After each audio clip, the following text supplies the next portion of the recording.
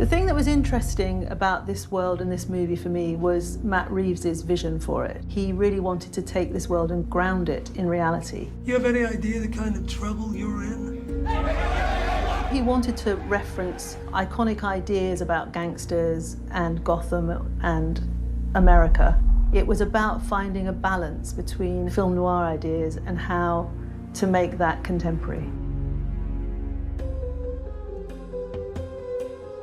Bruce Wayne in this story was like a recluse who's in this decaying Wayne Manor. So he's down below and he's making this suit. It's his willingness to endure anything in order to do what he thinks needs to be done. And so this suit is very tactical. Even his belt is like a tactical police belt. Everything from zip tie handcuffs to UV light. This would be his flare.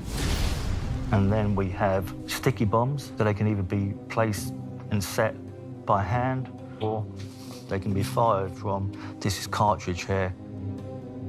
I like that we take stuff from real life and introduce it into the costume. The boots, they're not like fancy superhero boots, they're like Austrian army boots. He's made a top to them to protect his shin. The whole idea that it should feel very real and grounded in reality.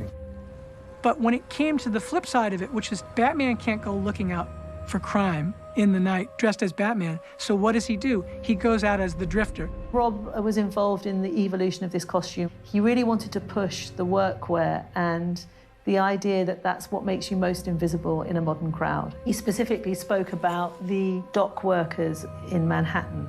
We actually went to New York to workwear shops and we bought these trousers, lots of different jackets. We tried on a lot of different versions, but just to find the kind of most invisible costume that we could.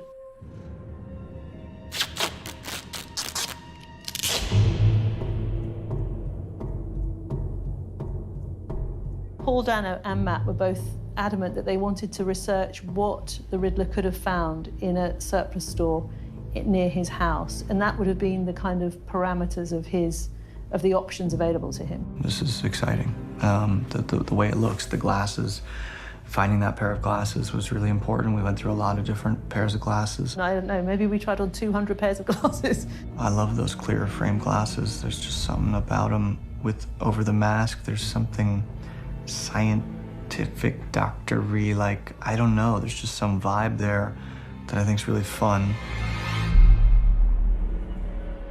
This is a very important prop. This is all of his confessions and tormented mind. Floor to ceiling, we have these ledgers.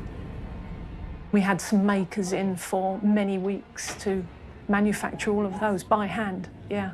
It is handwritten, so the handwriting was developed by one of our artists, and then she had to sit and write the entire ledger, or a good part of it. It's sort of pressed into the paper. We looked at Charles Crumb, whose journals, again, he had a disturbance of the mind, and his journals are very much like what you see here. This is the level of detail we're trying to achieve. Selina has her backpack, she has her phone, her whip. This was one of the first props that I worked out with Matt. Contemporary bike block, and it's got the movement because it's segmented parts. You've got this natural movement, so the lock moves just like a whip should. Selina isn't Catwoman yet.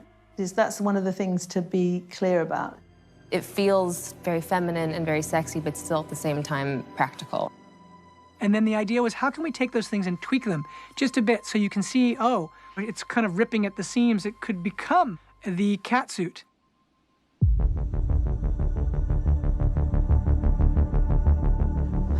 You think you can command my money, huh? This is the Penguin. We ended up with a kind of amalgamation with a 40s influenced 80s suit and a very 80s looking leather coat. The color palette of the costumes are extraordinary. The suit that was made, it just does something to you. There's something kind of esoteric to it that when you put the whole thing on, it's not you anymore. There doesn't feel to be any space between you and what you're wearing. It's all one and the same. The first prop that Colin asked me about is a very gangster-type gold ring. Saw what it was, and I kind of understand the language of where Colin might want his character to go with. This is just a soft rubber version of his micro Uzi, which is iconic. Everything is about character, emotion, and theme. Everything is built out from there. It really is about, everyone contributing and it being a kind of joint piece of work to always make the world feel as complete as possible.